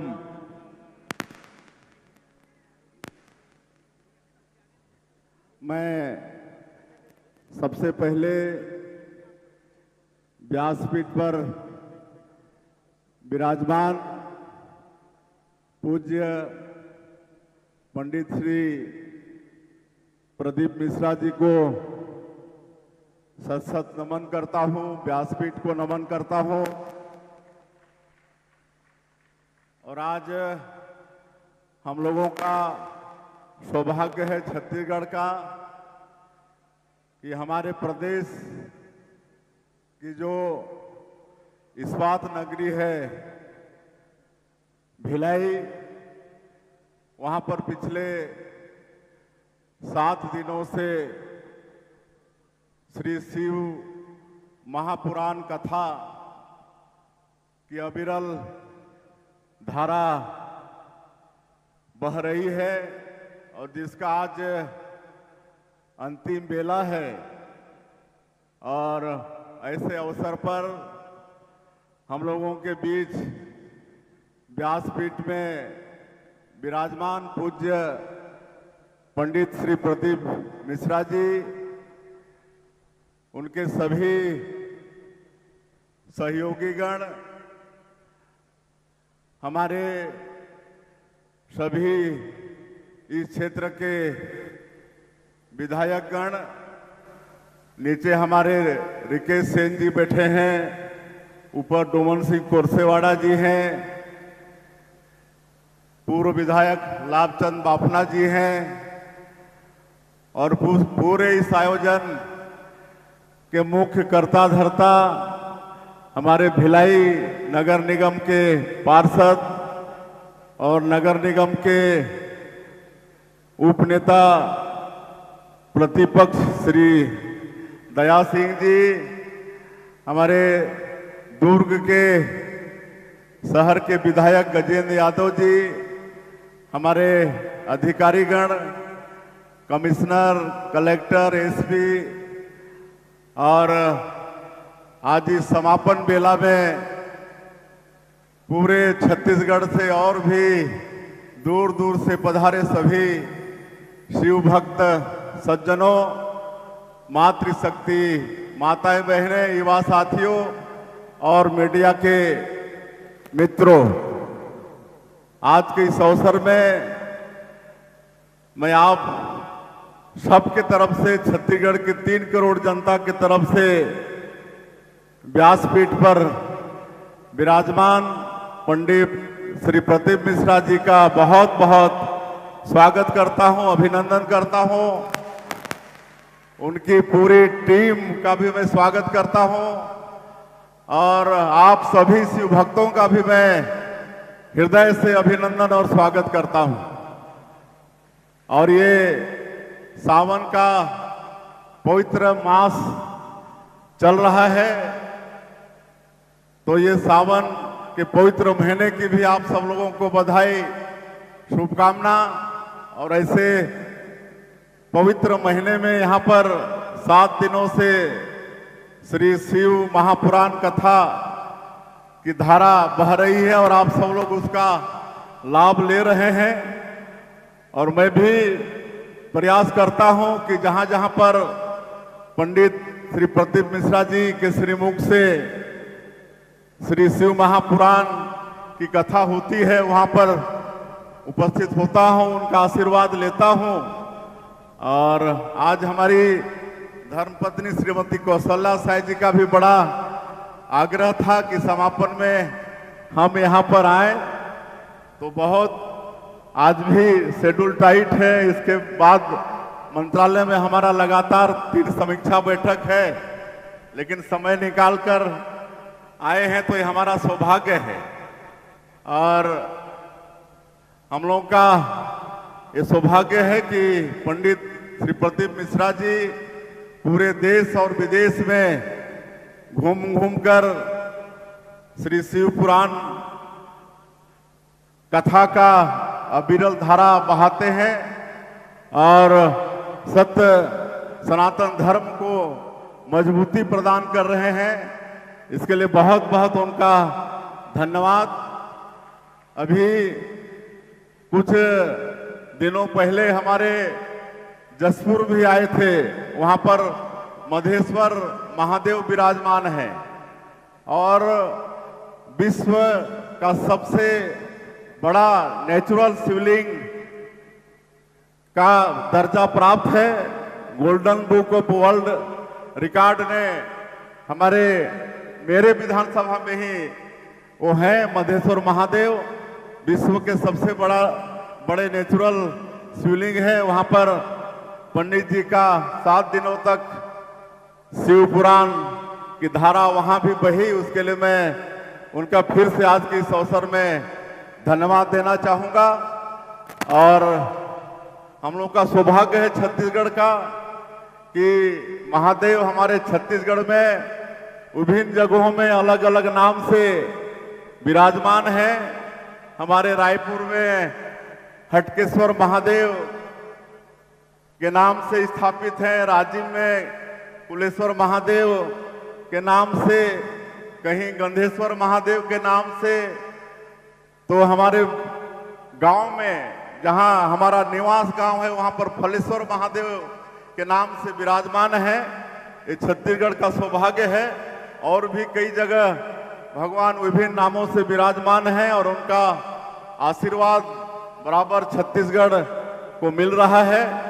और आज के इस अवसर में भी हम चाहेंगे कि पंडित जी का भी आशीर्वाद मिले, छत्तीसगढ़ में हमेशा खुशहाली हो, सबके घर में सुख समृद्धि हो। और छत्तीसगढ़ का ये भी सौभाग्य है कि यहाँ पर भगवान भोलेनाथ तो विभिन्न जगहों में विभिन्न नाम से विराजमान हैं, लेकिन माता भी विराजमान है। दंतेश्वरी में दंतेवाड़ा में दंतेश्वरी माता विराजमान है, डोंगरगढ़ में बमलेश्वरी माता विराजमान है, चंद्रपुर में चंद्रहासिनी माता विराजमान है, रतनपुर में महामाया विराजमान है, तो सूरजपुर में कुदरगढ़ी माता विराजमान है। तो ये छत्तीसगढ़ के लिए बड़ा सौभाग्य का विषय है। और वैसे भी ये छत्तीसगढ़ प्रभु श्री राम का ननिहाल है, माता कौशल्या का मैके है। और प्रभु श्री राम अपने वनवास काल के 14 वर्षों में से 10 वर्ष हमारे छत्तीसगढ़ में बिताए हैं। यहाँ पर सबरी माता का आश्रम भी है, जहाँ पर भगवान राम सबरी माता के जूठे बेर खाए थे। तो ये सब हम लोग का सौभाग्य है। और हमारी सरकार भी यहाँ पर सनातन धर्म को मजबूत करने के लिए काम कर रही है। आप सबको मालूम है कि हम लोग राम लला दर्शन योजना प्रारंभ किए हैं और अभी तक 22,000 से ज्यादा राम भक्त अयोध्या के पवित्र धाम जाकर प्रभु श्री राम का दर्शन करके आ चुके हैं। और इस साल भी पहला ट्रेन अभी कुछ दिनों पहले ही रायपुर से भेजे हैं। हर सप्ताह हम लोग हर संभाग मुख्यालय से एक एक ट्रेन भेजते हैं, जिसमें 850 हमारे राम भक्त एक साथ जाते हैं। और कभी उनसे पूछिएगा कि उनकी यात्रा कैसी रही, तो बड़ा सुखद अनुभव बताते हैं। बोलते हैं कि हम लोग अपने पैसे से भी जाते तो इतनी अच्छी सुविधा नहीं होती। पूरा भक्तिमय वातावरण में ट्रेन में उसी तरह से मतलब म्यूजिक बजते रहता है, भजन होते रहता है और उनकी सेवा शुश्रूषा होती है। और आप लोगों को एक और हम बताना चाहेंगे कि जब 15 साल हम लोगों की सरकार थी, डॉक्टर रमन सिंह मुख्यमंत्री थे, तो उन्होंने जो हमारे बूढ़े बुजुर्ग हैं, जो 60 साल से ऊपर के हमारे वृद्ध माता पिता हैं, सबकी इच्छा होती है कि अंत समय में एक बार कहीं तीर्थ व्रत कर लें, लेकिन कई परिवार में वो सक्षमता नहीं होती है। लेकिन वो काम भी हमारी उस समय की सरकार और हमारे मुख्यमंत्री कर रहे थे, लेकिन पिछली सरकार में उसको बंद कर दिया गया था। अब हम लोग सरकार में आए हैं तो फिर से मुख्यमंत्री तीर्थ दर्शन योजना को शुरू किए हैं। इसमें पूरे देश का 19 तीर्थ चिन्हित है, जिसमें 60 साल के ऊपर के हमारे जो बुजुर्ग हैं अपनी इच्छा के अनुसार 19 में से कहीं भी किसी भी जगह में जो जा सकते हैं, उसकी पूरी व्यवस्था सरकार करती है। और ये मुख्यमंत्री तीर्थ यात्रा दर्शन योजना में परित्यक्ता और जो विधवा हैं उनको भी प्राथमिकता दिया गया है। उनके लिए कोई उम्र की बाध्यता नहीं है। जो परित्यक्ता और विधवा हैं वो किसी भी उम्र के हैं तो वो भी मुख्यमंत्री तीर्थ यात्रा दर्शन योजना का लाभ ले सकते हैं। तो इस तरह से यहाँ पर काम हो रहा है और जितने भी हमारे तीर्थ हैं छत्तीसगढ़ के अंदर सबका सरकार विकास कर रही है। अभी भोरमदेव कवर्धा में बाबा भोरमदेव विराजमान हैं। अभी पिछले सोमवार को हम वहां पर गए थे और कांवरियों के ऊपर में हेलीकॉप्टर से पुष्प वर्षा किए थे। हजारों की संख्या में अमरकंटक वहां से मां नर्मदा का जल लेकर और 100 किलोमीटर से ज्यादा पैदल चलकर भोरमदेव आते हैं और जलाभिषेक करते हैं। तो वहाँ पिछले सोमवार हम लोग, एक तो कल सोमवार था, उसके पहले वाले सोमवार में हम लोग कांवड़ियों के ऊपर में पुष्प वर्षा किए और वहाँ के विकास के लिए 140 करोड़ रुपया की स्वीकृति हुई है, 140 करोड़ की। और भी जितने भी माता विराजमान हैं, भोले बाबा विराजमान हैं, हर जगह का विकास आने वाले समय में सरकार करेगी और करना हम लोग प्रारंभ कर दिए हैं। अंत में और ज्यादा मैं नहीं कहते हुए हम लोग भी कथा का श्रवण करेंगे। इसलिए एक बार फिर से पंडित श्री प्रदीप मिश्रा जी का, उनकी पूरी टीम का और आप सब लोगों का हृदय से अभिनंदन स्वागत करते हुए और बाबा भोलेनाथ का, माता पार्वती का आशीर्वाद हमेशा छत्तीसगढ़ के ऊपर में बनी रहे, सबके घर में खुशहाली हो, ऐसा कामना करते हुए और इस बृहद भव्य आयोजन के लिए फिर से एक बार दया सिंह और उनकी पूरी टीम को बहुत बहुत धन्यवाद करते हुए, बधाई करते हुए मैं व्यासपीठ और पूज्य पंडित जी को नमन करते हुए अपनी बात समाप्त करता हूं। जय हिंद, जय छत्तीसगढ़। हर हर महा। बहुत बहुत साधुवाद माननीय मुख्यमंत्री जी, छत्तीसगढ़ शासन श्री विष्णुदेव सहाय जी, जिन्होंने इतना सुंदर उद्बोधन भगवान शंकर के अनेक शिवलिंगों का वर्णन किया।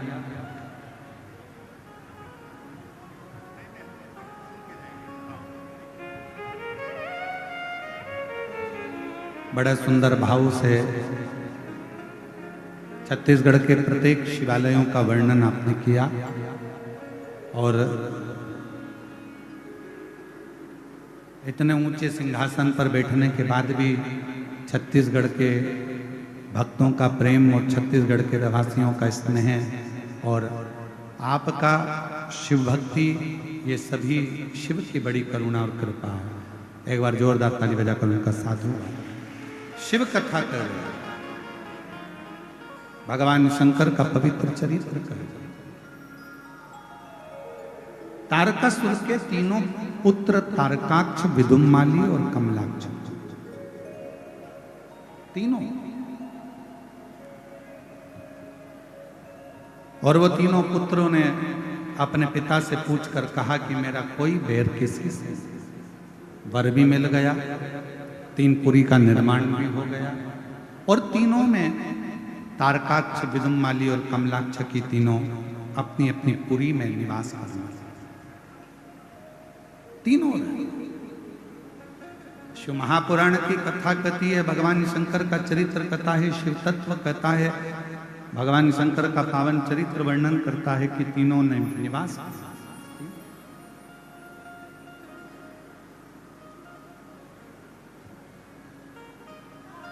जब इन्होंने उपद्रव किया, तारकाक्ष, विदुम्माली और कमलाक्ष की तीनों जब उपद्रव करने लगे, तब सारे देवता शिव जी के पास में जाकर विनय करे और शंकर भगवान ने देवताओं को पशु बनने की प्रेरणा दी कि आप पशु बन जाओ और मैं तुम्हारा पति बन जाता हूं। पति का मतलब होता है भरण पोषण करने वाला, बड़ा पति का मतलब है संभालने वाला। शिव महापुराण की कथा कहती है, भगवान शंकर का चरित्र कहता है, पति और पत्नी का जो संबंध है उसमें धर्म पत्नी अपने पति की ढाल बनकर हर जगह पर खड़ी रहती है, प्रत्येक जगह। और फिर निवेदन करें। यही भिलाई में एक माता ने प्रश्न किया था कि आपकी कथा में सबसे ज्यादा संख्या में माताएं आती हैं, उसका कारण शिव महापुराण की कथा कहती है कि हमेशा पुरुष जब भी मंदिर में जाएगा, शिव जी को जल चढ़ाएगा, कुछ मांगेगा तो अपना व्यापार, अपना आनंद, गाड़ी, बंगला, यश, कीर्ति है। पर माँ, घर की स्त्री, घर की नारी जब शिव जी के मंदिर में जाकर एक लोटा जल चढ़ाती है या कोई व्रत करती है, उपवास करती है, कभी अपने लिए नहीं मांगती। नारी हमेशा अपने पति और अपने बच्चों के लिए, अपने परिवार के लिए, अपने परिवार। और शिव महापुराण की कथा भी यही करती है।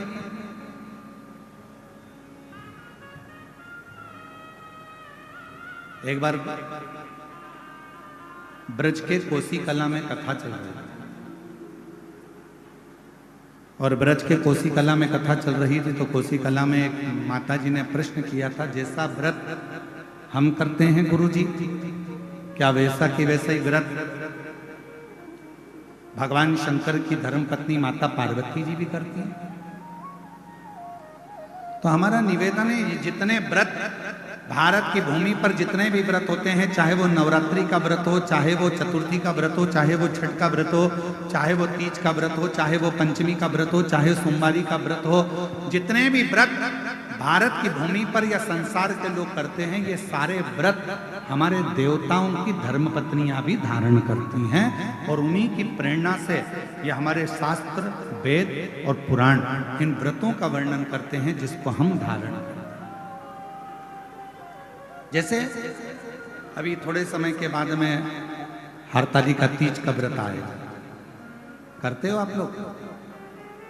हरतालिका तीज का व्रत सबसे पहले कौन ने करा? माँ जगत जननी जगदम्बा माता पार्वती। एक चतुर्थी का व्रत आता है, कौन ने करा? माँ जगत जननी जगदम्बा पार्वती। जितने व्रत, इन व्रतों की प्रेरणा स्वयं माँ जगत जननी दुर्गा भवानी स्वयं पार्वती जी देती इन व्रतों की। और शिव कथा कर रही है, तारकाक्ष, विदुमाली और कमलाक्ष की को मारने के लिए शिवजी पति बन गए और देवता पशु बन गए। शंकर भगवान ने पति बनकर पशुओं को साधते हुए, उनको दौड़ाते हुए तीनों तारकाक्ष, विदुमाली और कमलाक्ष की पुरियों में भेज दिया। तीनों को एकाग्रित करा मेरे शंकर भगवान ने। तीनों को एकाग्रित कर देवादिदेव महादेव ने नंदी के रूप में जब उनको मारना प्रारंभ करा, तभी भगवान शंकर का नंदीश्वर जो स्वरूप था उसका शीश कटा, जो नेपाल में जाकर गिरा, जिसको पशुपति नाथ कहते हैं। धड़ केदार में गिरा, जिसको केदार नाथ कहते हैं। तभी उसी शिवलिंग में से भगवान शंकर स्वयं प्रकट हो गए, त्रिशूल लेकर तारकाक्ष, विदुमाली और कमलाक्ष का संहार कर दिया। देवताओं ने भगवान शिव की स्तुति करी। भगवान शंकर से वर मांगा देवताओं ने, नाथ आपका ये पशुपति रूप संपूर्ण विश्व का कल्याण करने वाला हो। शंकर भगवान ने कहा, एक होता है पाशुपत्य अस्त्र, पाशुपत्य योग और पाशुपत्य व्रत, ये तीन क्रम। संसार के लोग ना तो पाशुपत्य अस्त्र को प्राप्त कर सकते हैं आज के समय में, ना पाशुपत्य योग कर पाते। तो शिव महापुराण में सबसे सरल तरीका बता दिया, पशुपति व्रत। ये दुनिया का वो व्रत है 5 सोमवार का।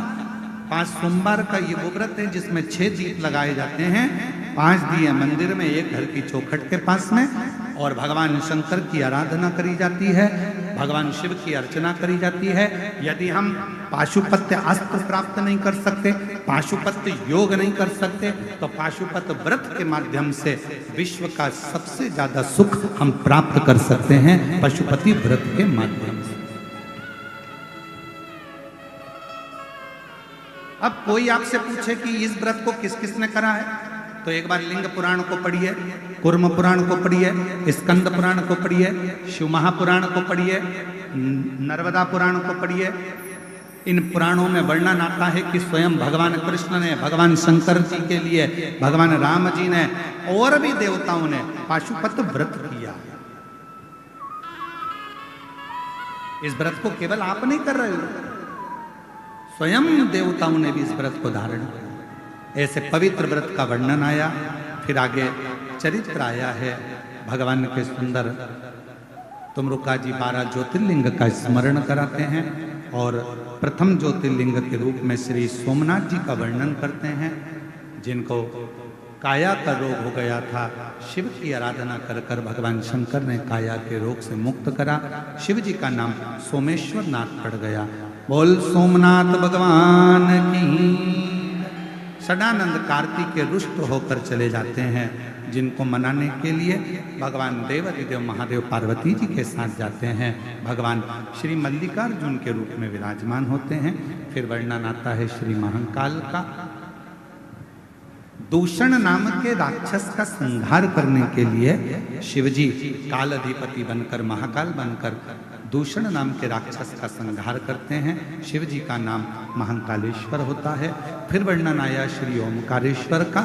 विंध्य नामक पर्वत के तप करने से भगवान ओम के नाद से प्रकट होकर ओमकारेश्वर के रूप में विराजमान होते हैं। फिर वर्णन आया है श्री केदारेश्वर का। नर नारायण के तप करने से भगवान शिव केदारेश्वर में प्रकट हुए। फिर वर्णन आया है भीमाशंकर का।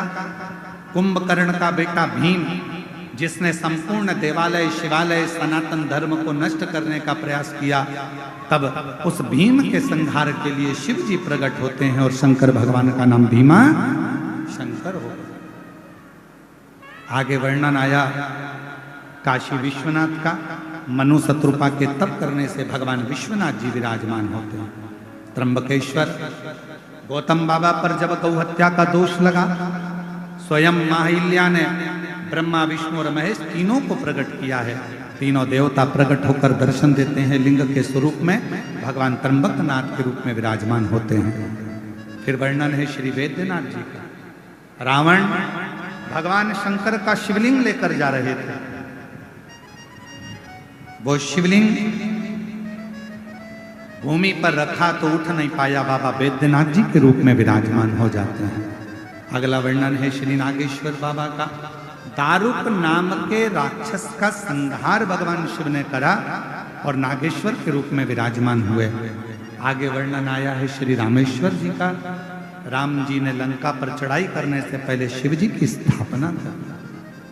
हमारा सनातन धर्म कहता है जब कोई शुभ कार्य करो या कोई भी अच्छा कार्य करो, अगर शंकर भगवान के पार्थिव लिंग का पूजन आपने किया है तो वो कार्य आपका सफल जरूर होता है, उसमें सफलता जरूर मिलती है।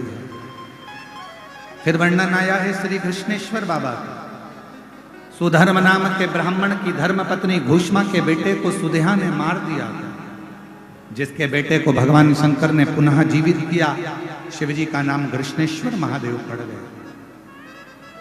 ऐसा पवित्र अवसर भगवान शिव के 12 ज्योतिर्लिंग का कथा तुमरुका जी ने चंचुला देवी को कही। माता चंचुला देवी ने उस कथा का रसतत्व ग्रहण किया। पति बिंदुक प्रेत योनि से मुक्त हुआ। बाबा देवादिदेव महादेव की पवित्र कथा के लिए तुमरुका जी ने शिव जी से प्रार्थना करी, हे बाबा, ये शिव महापुराण की कथा संपूर्ण विश्व में, संपूर्ण जगत में, भूमंडल पर जहां पर भी हो, आप वहां विराजमान रहें। भगवान शंकर वचन देते हैं कि जिस स्थान पर शिव महापुराण की कथा हो उस स्थान पर हम सदा विराजमान रहें। यह भाव शिव जी ने अपने मस्तक की बेलपत्र उठाकर शिवपोथी को समर्पित करी। ये पवित्र कथा 7 दिवसीय इस्पात नगरी भिलाई में जयंती स्टेडियम में चल रही थी, जो आज विराम लेने जा रही है। भाव से मैं श्री बोलबम समिति को, श्री दया सिंह जी को और उनकी पूरी टीम को धन्यवाद देता हूँ, जिन्होंने इस पवित्र कथा का दिव्य और भव्य आयोजन कराकर संपूर्ण भिलाई वासियों को सुख प्रदान किया। श्रावण के महीने में कथा सुनने का आनंद दिया। मैं कथा के मंडप में विराजमान सभी मेरी जीजियों को, मेरे जीजाओं को, मेरी बेटियों को, बेटाओं को, मेरी माताओं को, मेरे भाइयों को, बुजुर्गों, मेरे माता पिता को साधुवाद देते हुए, प्रणाम करते हुए कहता हूं कि अपनी जिंदगी को सार्थक बनाओ। एक स्वयं पर विश्वास करो, एक अपनी मेहनत पर विश्वास करो, एक अपने कर्म पर विश्वास करो और एक देवाधिदेव महादेव पर विश्वास करो, तो आपकी जिंदगी का सब कार्य सफल जरूर हो। ये पवित्र कथा आज विराम ले रही है। कल 6 तारीख को सीहोर की कावड़ भराएगी सुबह 9 बजे। 13 तारीख से 17 तारीख तक हैदराबाद में 1 बजे से 4 बजे तक फिर शिव पुराण की कथा का लाभ लेंगे तेलंगाना हैदराबाद से। आपके जीवन में जिस कामना से आप लोग यहाँ पधारे हैं, मेरा देव अधिदेव महादेव श्रावण के महीने में आप सबकी कामना पूर्ण करे। मैं श्री दया सिंह जी को आभार व्यक्त करने के लिए यहाँ आमंत्रित करता हूँ कि वो आभार व्यक्त करें। उसके बाद में आरती का क्रम होगा और आरती के क्रम के बाद आप और हम सब पूरी प्रशासन को मैं बहुत बहुत फिर साधुवाद देता हूँ। यहाँ के आईजी, डीआईजी, कमिश्नर, कलेक्टर महोदय, एसपी, एसएसपी, तहसीलदार, पटवारी, यहाँ के टीआई और यहाँ का पूरा चिकित्सा विभाग, जिन्होंने पूर्ण कथा को बहुत अच्छी तरह से संभाला। एक बार सभी प्रशासन अधिकारियों के लिए, पुलिसकर्मियों के लिए और सारे चिकित्सा विभाग के लिए जोरदार ताली बजाकर साधुवाद। कथा में पधारे माननीय मुख्यमंत्री जी के लिए भी एक बार फिर पुनः जोरदार ताली बजाकर साधुवाद। और हमारी दीदी को भी हम साधुवाद देते हैं, जो कि प्रत्येक शिव कथा में आपका आगमन, और बहुत बहुत साधुवाद के साथ में इस वाणी को विराम लूं और श्री दया सिंह जी को आमंत्रित करता हूं आभार व्यक्त करने के लिए, और संपूर्ण पत्रकार महोदयों को बहुत बहुत saधुवाद के साथ कथा विराम ले रही है। सभी को श्री शिवाय नमस्ते। हर हर महादेव। श्री शिवाय नमस्तुभ्यम। बोल बम का नारा है,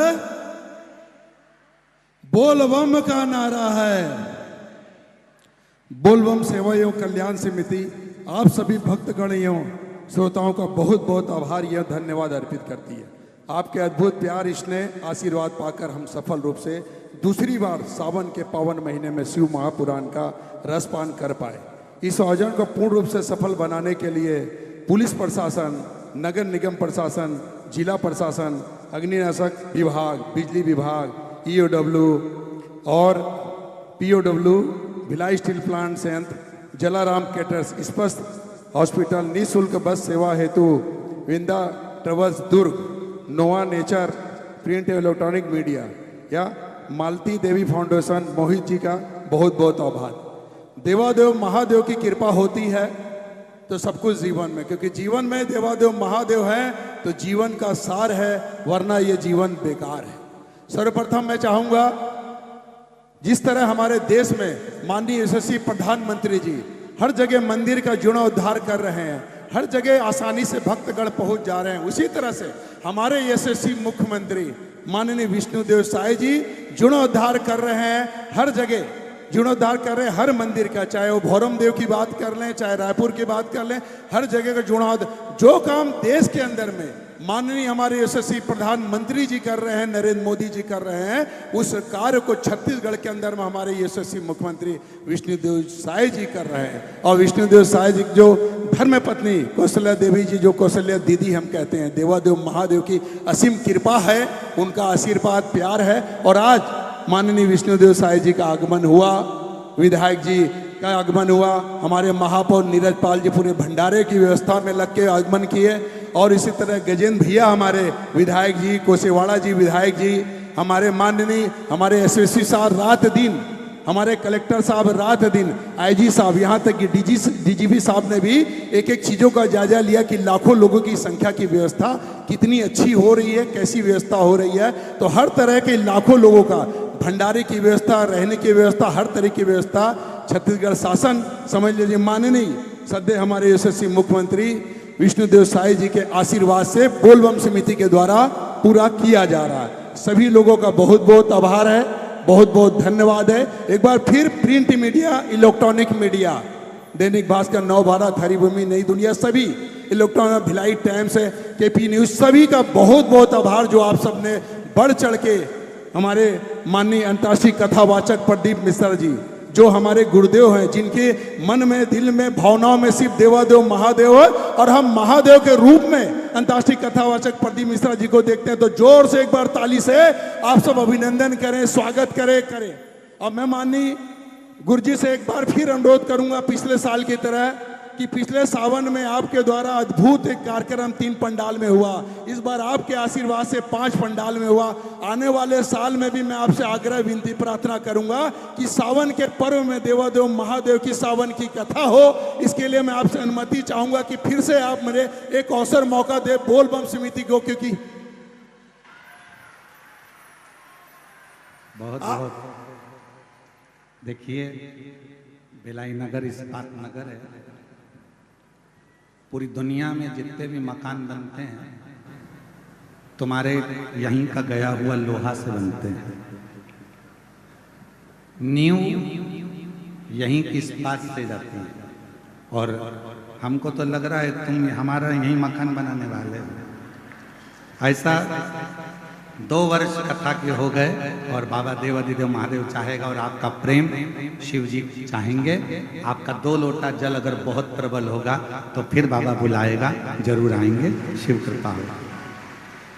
मैं सभी को साधुवाद के साथ में माननीय मुख्यमंत्री जी को आमंत्रित करूंगा। आरती प्रारंभ होगी, और जो अतिथि आए हैं वो भी, बाकी के कोई भी लोग आरती में ऊपर नहीं आएंगे, केवल अतिथिगण आरती में सम्मिलित होंगे। इसके सिवाय जो जजमान परिवार है वो आरती में आ जाए, बाकी के अन्य लोग आरती में सम्मिलित नहीं होंगे। सभी लोग नीचे से आरती करेंगे।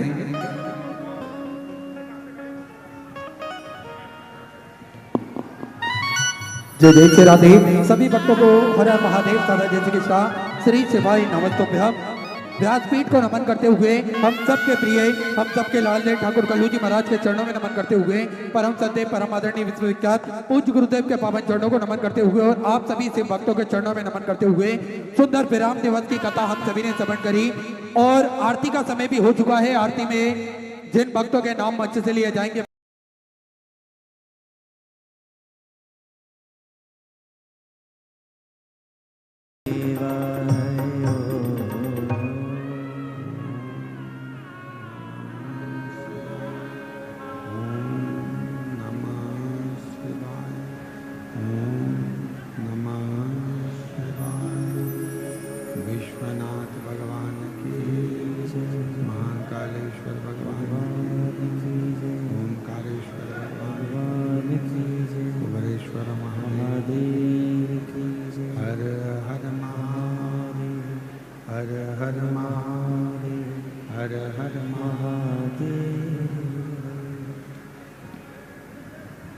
काशी विश्वनाथ ओगड़दानी त्रिकालदर्शी कैलाशी अविनाशी भगवान शिव, जिनकी पुनीत पावन पवित्र शिव महापुराण की कथा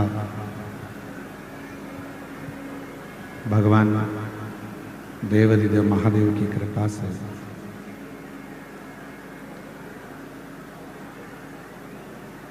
पवित्र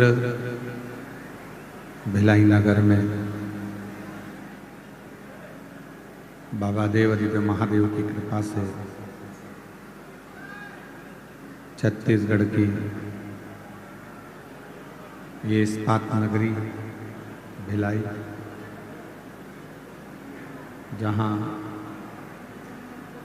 आप और हम भगवान शिव की पवित्र पावन शिव महापुराण की कथा श्रवण करने के लिए विराजमान। कथा के मुख्य यजमान, मुख्य आयोजक बोलबम सेवा एवं कल्याण समिति प्रदेश अध्यक्ष श्री दया सिंह जी, एक बार जोरदार ताली बजाकर उनके लिए साधुवाद, वंदन, अभिनंदन। साथ में ही विराजमान भिलाई नगर के महापौर सुनील जी, एक बार उनके लिए भी जोरदार ताली बजाकर स्वागत, जिन्होंने पूरे क्षेत्र की अच्छी व्यवस्था महापौर जी के द्वारा करी गई और पूर्ण तरह से ध्यान रखा गया। उनको एक बार जोरदार ताली बजाकर स्वागत करते हैं। पवित्र पावन अवसर है, शिव महापुराण की कथा दिव्यता और भव्यता के साथ चल रही है। और तेरी कृपा बिना हिले एक भी लेते हैं श्वास तेरी कृपा से तनु बखान क्या करूं मैं राखों के ढेर का, चपटी भभूत मेरे खजाना कुबेर का। ये गंगाधार मुक्ति द्वार ओमकार तू, भोले ओमकार तू, आयो शरण तिहार शंभु तार तार तू। जैसे सुबह के समय की हवा, वायु स्वास्थ्य के लिए अच्छी होती है, उसी तरह सुबह समय बाबा देवादिदेव महादेव को चढ़ाया गया एक लोटा जल पूरी जिंदगी के लिए अच्छा होता है। पूरे जीवन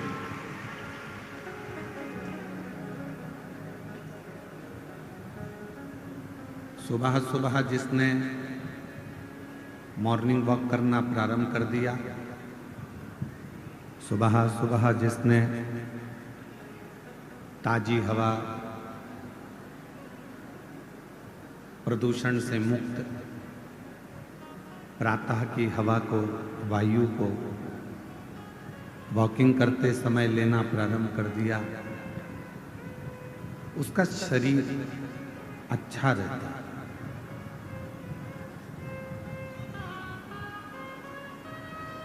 और उसी तरह सुबह सुबह यदि भगवान शंकर के मंदिर में जाकर एक लोटा जल चढ़ाना प्रारंभ कर दिया तो उसकी जिंदगी भी अच्छी ही रहती है, उसका जीवन कभी बेकार नहीं होता।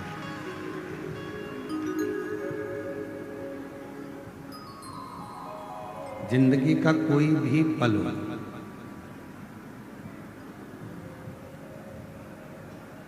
हर पल में, हर क्षण में भगवान देवादिदेव महादेव का स्मरण होना चाहिए। श्रावण के महीने की आज पवित्र एकादशी भी है। कल प्रदोष है। पूरी दुनिया के लोग कल सीहोर पहुंचेंगे सुबह 9 बजे और कावड़ भरेंगे साथ में कुबेरेश्वर धाम।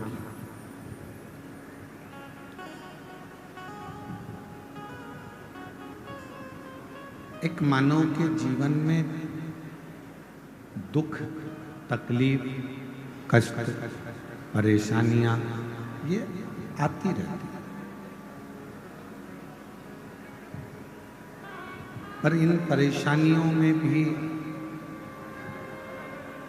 यदि वो अपने श्रेष्ठ कर्म को नहीं छोड़े, परेशानियों में भी वो अपने अच्छे कार्य को ना छोड़े, तो परेशानियां भी एक दिन पीछा छोड़ देती हैं और मनुष्य उसी समय अच्छे कर्म में लग जाता है।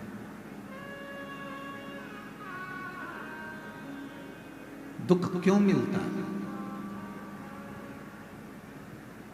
कई बहनें कहती हैं हमने जिंदगी में बहुत शिव जी की आराधना करी, हमने भगवान शंकर का भजन करा, हमने शिव जी का मंत्र जाप किया, हमने शिव नाम लिया, हमने शिव जी का स्मरण करा, भगवान की अविरल भक्ति को धारण करा। हम रोज भगवान शिव के मंदिर जाते हैं, एक लोटा जल चढ़ाते हैं, पशुपति व्रत भी करते हैं, सोमवारी भी करते हैं। फिर भगवान हमारा दुख काटता क्यों नहीं है? मेरी जीजियों, यदि संसार सागर में जन्म लिया है, भगवान पर पूर्ण यदि तुम्हारा भरोसा है और विश्वास है, कई माताएं ऐसी हैं, कई पुरुष ऐसे हैं, कई जीजियां मेरे जीजा ऐसे हैं, घर में पानी का होल करवाते हैं, ट्यूबवेल करवाते हैं।